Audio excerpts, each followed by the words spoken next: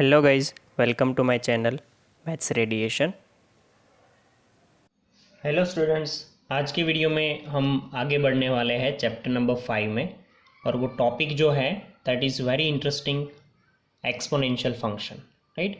Exponential function जो है उसको बेसिकली अगर दिखाया जाता है तो हम उसको लिख सकते हैं कि F of X is equal to A raise to X. यहाँ पे एक चीज़ आपको बहुत अच्छे से नोटिस कर लेनी है कि इसको हम ऐसे लिख सकते हैं कि constant to the power variable. Right. क्योंकि इसमें a जो है ना वो कांस्टेंट होना चाहिए और x जो है वो क्या होना चाहिए, वेरिएबल। बहुत अच्छी अच्छी इसमें आपको नोट्स भी बनानी पड़ेगी बिकॉज ये जितना इजी दिख रहा है उतना है नहीं। राइट। मैंने यहाँ पे क्या लिखा है कि F of X is equal to general form इसका ये है ए टू द पावर एक्स।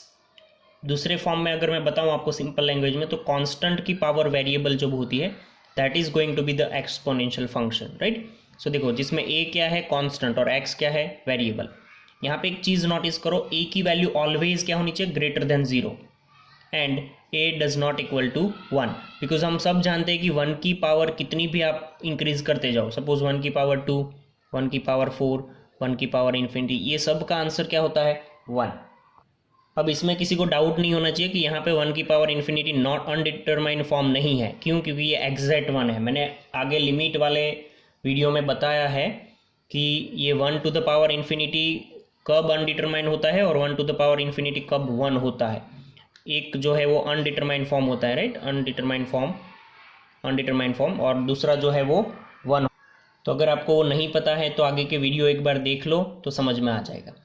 दूसरा मैंने लिखा है कि a should be greater than 0। ये कंडीशन है एक्सपोनेंशियल फंक्शन होने के लिए।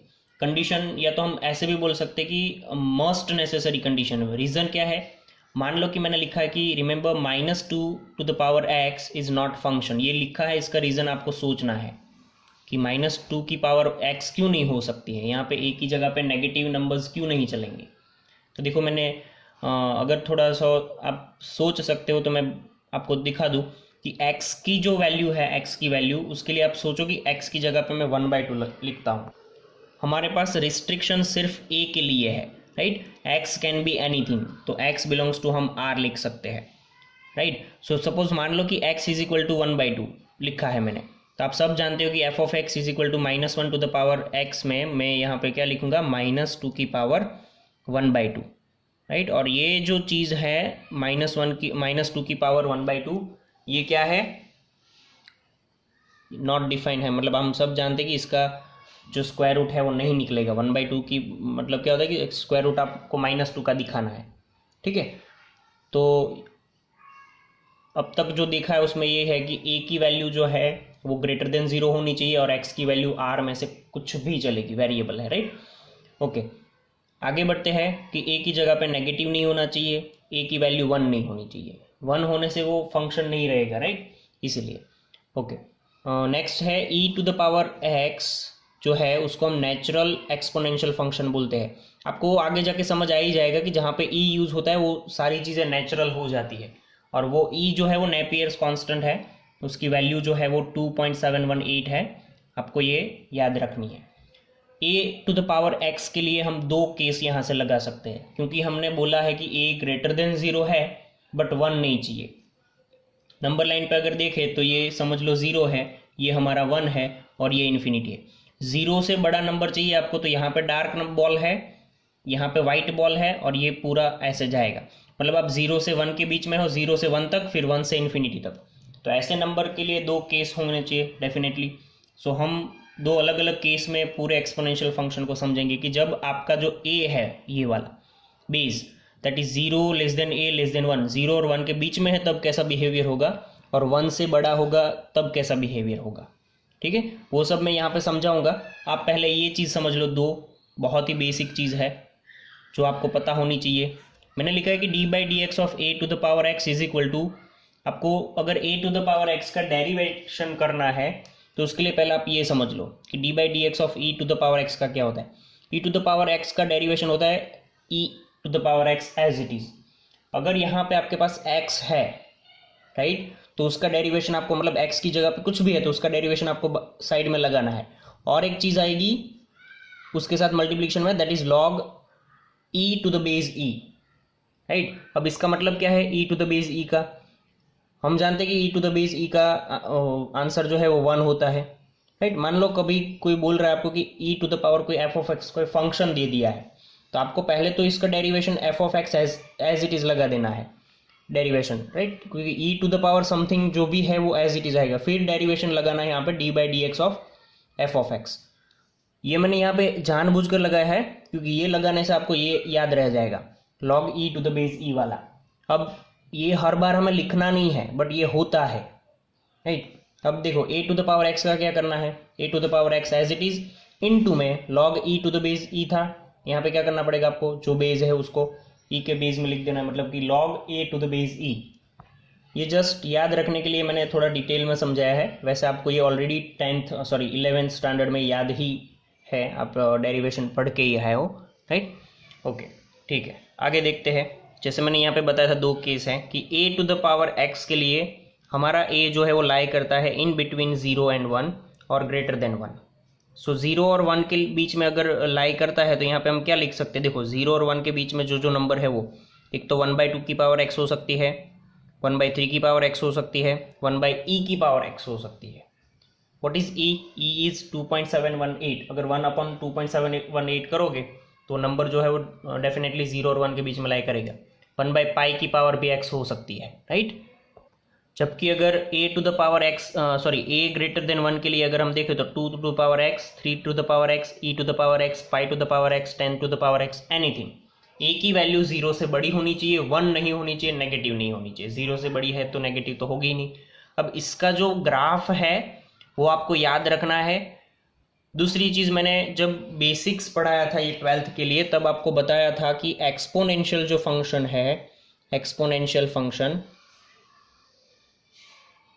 वो कैसा फंक्शन है, it is positive function. Positive function है दैट मीन्स उसका आंसर जो है वो always above the x axis मिलना चाहिए आपको, क्योंकि y का जो मतलब y जो है वो पॉजिटिव आना चाहिए आंसर, तभी पॉजिटिव फंक्शन बोलेंगे हम उसको। इसका आंसर कभी नेगेटिव नहीं हो सकता। इवन मैं तो ये भी बोलूँगा कि इसका आंसर 0 भी नहीं हो सकता। देखो ये एक्स एक्सिस पे जब जितना आप मतलब इस साइड जाओगे तो -∞ के साइड जाओगे आप, राइट। सपोज मान लो कि 2 की पावर -∞ है तो उसको हम लिख सकते हैं 2 की पावर 1/∞, तो ये 1/0 हो जाएगा, सॉरी 1/∞ हो जाएगा, ये 0 हो जाएगा। और हम जानते हैं कि इन्फिनिटी को हम स्पॉट नहीं कर सकते, तो ये इन्फिनिटी को टच मतलब ये एक्स एक्सिस को टच नहीं करेगा, तो 0 आंसर कभी नहीं आएगा। तो इसलिए मैंने रेंज में देखो क्या लिखा है, 0 से इन्फिनिटी, राइट, ओपन इंटरवल 0 से इन्फिनिटी, राइट। 0 भी नहीं है, इन्फिनिटी भी नहीं है, बस उसके बीच में पॉजिटिव नंबर है सारे, राइट। और आपको वो भी बताया है कि अगर आप रेंज और डोमेन में कंफ्यूज्ड है तो एक छोटा सा ट्रिक याद रख लो। आपका हॉरिजॉन्टल एक्सपांशन जो है ग्राफ का हॉरिजॉन्टल एक्सपांशन जो है that will be your domain.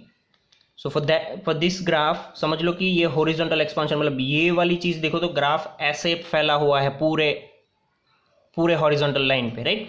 मतलब कि जो डोमेन है वो क्या हो जाएगा, x बिलोंग्स टू r।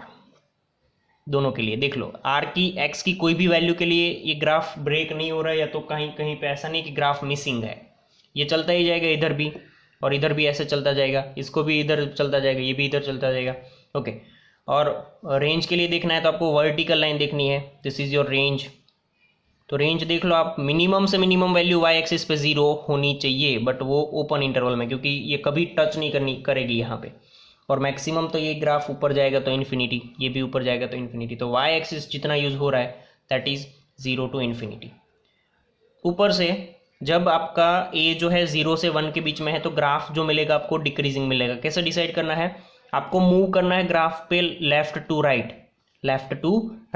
अगर ग्राफ आपका डिक्रीजिंग आ रहा है y एक्सिस पे, y एक्सिस डिक्रीज हो रहा है, देखो मैं लेफ्ट से राइट में मूव कर रहा हूँ तो ग्राफ में y एक्सिस डिक्रीज हो रहा है, दैट मीन्स ये डिक्रीजिंग ग्राफ है। अगर मैं इसको लेफ्ट से राइट ट्रेस करूँ, लेफ्ट टू राइट ट्रेस किया मैंने, देख लो y एक्सिस पे ये वैल्यू बढ़ रही है, मतलब ये इंक्रीजिंग ग्राफ है। ये बेसिक चीज़ें हैं ग्राफ के लिए, आपको पता ही होनी चाहिए। फॉर एनी ग्राफ आपको ये बहुत हेल्प करेगा। जनरली हम एक्सपोनेंशियल फंक्शन मतलब e to the power x समझते हैं, राइट। जनरली ये मैं क्यों बता रहा हूँ, क्योंकि आपको ग्राफ याद भी तो रखने हैं। ये ग्राफ सर अभी कब कौन सा ग्राफ ये ड्रॉ करना है, ये ड्रॉ करना है, आप भूल जाओगे क्योंकि बहुत सारे ग्राफ है। तो मैं आपको एक हिंट दे रहा हूँ, आपको बहुत इजीली याद रह जाएगा।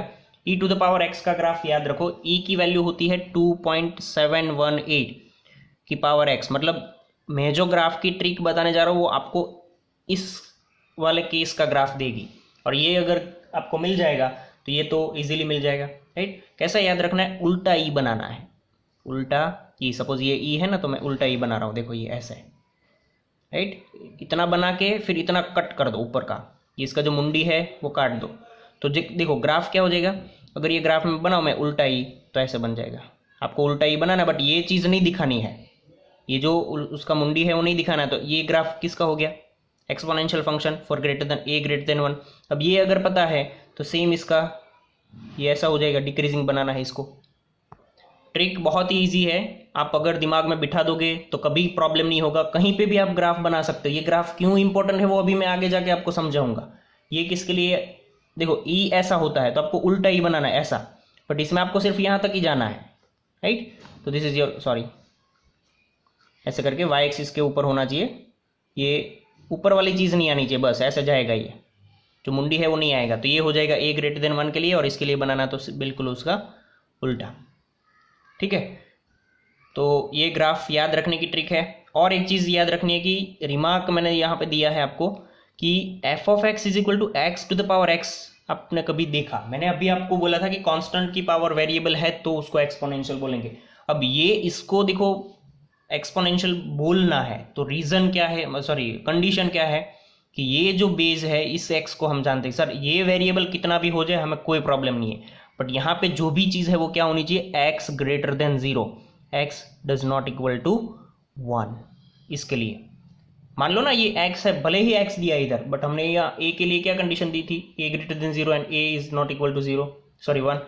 सो यहाँ पे ये x जो है वो आपका ग्रेटर देन 0 होना चाहिए और नॉट इक्वल टू 1 होना चाहिए। तो ये फंक्शन तभी हम बोलेंगे x to the power x को जब x ग्रेटर देन 1 हो एक्सेप्ट 1, ठीक है, x ग्रेटर देन 0 हो एक्सेप्ट 1, ओके। फिर एक चीज़ और है, exponential function E to the power X है, उसको अगर सीरीज में लिखना है आपको तो ऐसे लिख सकते हो 1 + 1 upon infinite 1 factorial plus 1 upon 2 factorial plus 1 upon 3 factorial two so on. ये सीरीज आपको एक्सपांशन सीरीज याद रखनी है ई टू द पावर एक्स के लिए, राइट। इंटरेस्टिंग पॉइंट हम देख लेते हैं एक्सपोनेंशियल फंक्शन के बारे में, बहुत ध्यान से समझना, बहुत काम की चीज़ बता रहा हूँ अभी, ठीक है। देखो ये ग्राफ है, मैंने 3 ग्राफ दिखाए हैं। अच्छा एक चीज़ और रह गई नोटिस करने की, दोनों ही ग्राफ को ध्यान से ऑब्जर्व करो, ये 0,1 फिक्स्ड पॉइंट है, उसमें से ही पास होने वाले हैं। मतलब कि x की वैल्यू जब आप 0 लगाओगे, यहाँ पे x की वैल्यू 0 लगा दो तो ये 1 हो जाएगा, ये सारे 1 हो जाएंगे, इसमें भी 0 लगा दो सारे ही 1 हो जाएंगे। एनीथिंग पावर 0 मतलब फाइनाइट चीज़ है, कोई भी finite to the power 0 is 1, right. So ये 0,1 में से तो पास होगा ही होगा, ये इसका एक पॉइंट है, रेफरेंस पॉइंट जो आपको याद रखना है, ओके। जैसे ही वो मैंने आपको ये 0,1 वाला पॉइंट दिखाया है तो अब आपको समझ में आ जाएगा कि देखो मैंने 3 ग्राफ बताए हैं, 10 to the power x, 20 to the power x and 30 to the power x। आपको देखना ये है कि जैसे ही आप बेस में वैल्यू बढ़ाते जा रहे हो, मतलब कि देखो ये 10 टू द पावर x था, फिर 20 टू द पावर x हुआ, फिर 30 टू द पावर x होगा।